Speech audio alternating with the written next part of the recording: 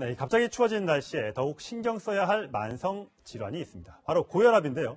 최근에 미국이 이 고혈압 기준을 강화해서 조기 관리에 나섰다고 합니다. 이진한 동아일보 의학 전문 기자 얘기 나눠보겠습니다. 안녕하십니까? 네, 안녕하세요. 네. 이 정상 혈압이라면 우리가 많이 알고 있지 않습니까? 네. 120에 80. 아우, 대단하시네요. 그렇죠? 예. 근데 저도 그렇게 나옵니다. 네. 근데 이 기준이 훨씬 더 강화된다면서요? 네, 미국에서 맞습니다. 그랬다면서요? 네네. 미국 신장학회와 미국 신장병 학회가 지난 3년간 네. 900여 건의 논문들을 조사한 결과인데요.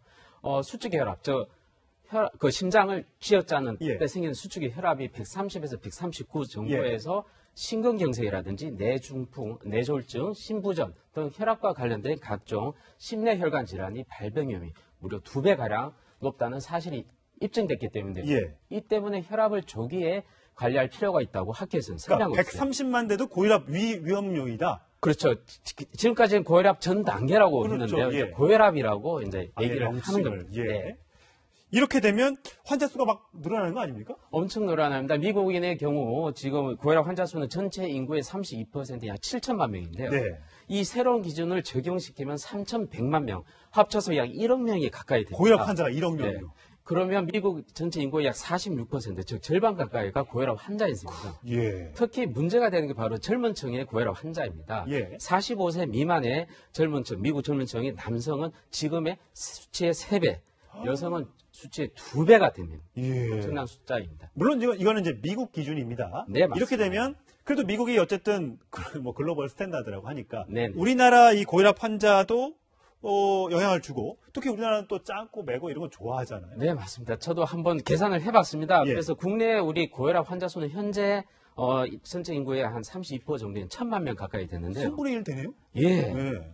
근데 이번에 130에 80의 기준에 맞춰서 우리가 국내에 적용하면요. 추가로 650만 명이 추가가 됩니다. 예. 그럼 1650만 명. 특히 30세 이상 성인 절반가량이 바로 고혈압 환자다라고 보시면 되겠습니다. 40세도 아니고 30세 이상의 절반이 고혈압 환자다. 이 때문에 학회에서도 고혈압 학회에서도 엄청난 사회적 문제가 될 수 있기 때문에 예. 이 기준은 아직까지 적용시키지 않기로 했습니다. 그러니까 미국 같은 경우에는 120, 80까지만 정상 혈압이고 그 넘어가서 130만 되더라도 이건 비정상이고 고혈압이다. 고혈압이다 이렇게 정의를 했습니다. 그렇군요. 네.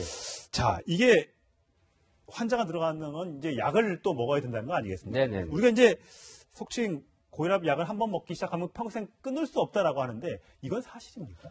흔히 고혈압 약을 먹으면 평생 먹어야 된다라고 말하지 않습니까? 예. 그런데 이건 절반 정도만 사실입니다. 왜냐하면 환자가 운동을 하고 식이습관 같은 생활 습관을 교정하면요. 다시 정상 혈압으로 돌아갈 가능성이 매우 높기 때문에 약을 끊거나 줄일 수가 있기 때문입니다. 예. 근데 현실적으로는 매우 쉽지가 않죠. 또 특히 나이가 들수록 혈관의 탄력이 떨어지면서 기본 혈압 자체가 올라가기 때문입니다. 예.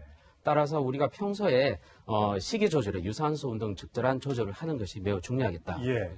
사실 말은 쉽지만 실천이 어렵잖아요. 저도 실천이 어렵습니다. 술도 마셔야 되고 담배도 피는 분들도 계시고요. 네. 자, 일단 고혈압 전조 증상이라고 해야 될까요? 어떤 증상이 나타나면 나 좀 혈압에 문제가 있나? 라고 생각이 들까요? 정말 죄송한데요. 이게 고혈압은 전조 증상이 없습니다. 그게 가장 특징인데요. 네. 고혈압은 진단은 하기 너무 쉽습니다. 우리가 체육센터에 가든지 약국 가든지 해서 고혈압 재는 기계가 있지 않습니까? 집에 다 하나씩 있죠. 예. 그래서 평소에 그걸 측정하는 것이 제일 중요하고요.